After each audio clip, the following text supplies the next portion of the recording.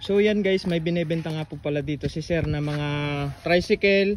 Tapos ito naman po top down. Ayan no. Isa motor. Ito naman po may motor na available. Parang ito yung mga barako po ano? Barako yan, dalawang ito ho. Ito yung Kuya bali, magkano nyo po ito binebenta? Bali ito ano na, yung bibinta ko lang ito ng 25. 25,000? Hindi masyadong nagagamit eh. Ang bago pa niya. Ang kinis pa. Isang taon pa lang yan, talagang kompleto yan. Ito lang po yung scratch niya. Yan lang. Ito, pakita ko sa'yo na under yan. Isang taon pa lang po ito? Isang taon pa lang yan. Bakit naman kuya mura? Hindi ko na nga nagagamit eh, dami ko na sasakyan eh. Okay. Ay, ang ganda pa guys ng tunog niya Talagang 25,000 yan, kaya wala pang sira. paunahan na lang sa mga gustong bumili. 25,000, baka try naman po natin tong isa.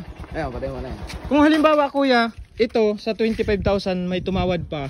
Bibigay ko na para ay 20,000? Para hindi na siya mahirapan maghanap ng mga pwede pampasada yan. Ito naman po ay top down yan guys, ang ganda ng bagong bago pa Lalo sa mga nag-ano ng mga hayop, mga pang-pick up ng baboy, hauling. Baka pang-hauling. Ang gaganda guys. Ayos pang ang under ganda yan. pa niya, kaso talagang parang hindi na siya nagagamit. Hindi naka-stack na nga eh. Puro ano na siya Stack na stack. Pero linisin lang po yan. Ano po yan? Pag na-washing mo yan, ayos na yan. Ayan. Ito lang po yung issue niyan, yung ano na yan. Pero complete papers pa po ito. Ayan guys, ang gaganda sa mga gustong bumili, 15 na lang. Ibibigay ko na ito ng 15. 15? Ang napakamahal dati ng pagkakano ko yung sidecar. Ang gaganda ng bakal tapos bago pang gulong guys mga bago pa yan. Mga bago pa. Wala siyang issue. Hindi lang nalilinis. Kaya ganyan. Kuya, ito magkano naman to?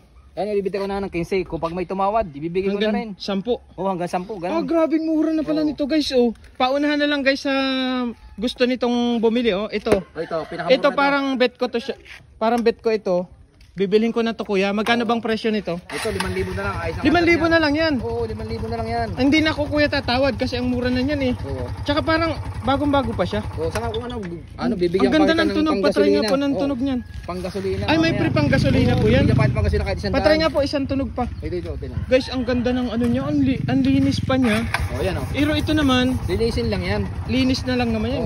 Nagana pa yung ilaw, tapos yung busina kaya.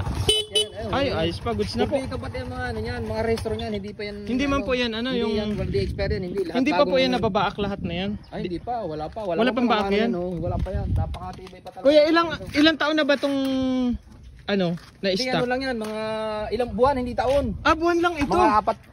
Para mag-4 na buwan na ngayon yan. 4 na buwan guys, ang ganda Pero bibilhin ko na to, hindi na siya available. Bali ito na lang guys ang available. Ito na lang ibibenta ko ngayon. Na top down at yung tricycle na yun. Ito bibilhin ko na lang sa halagang 5,000.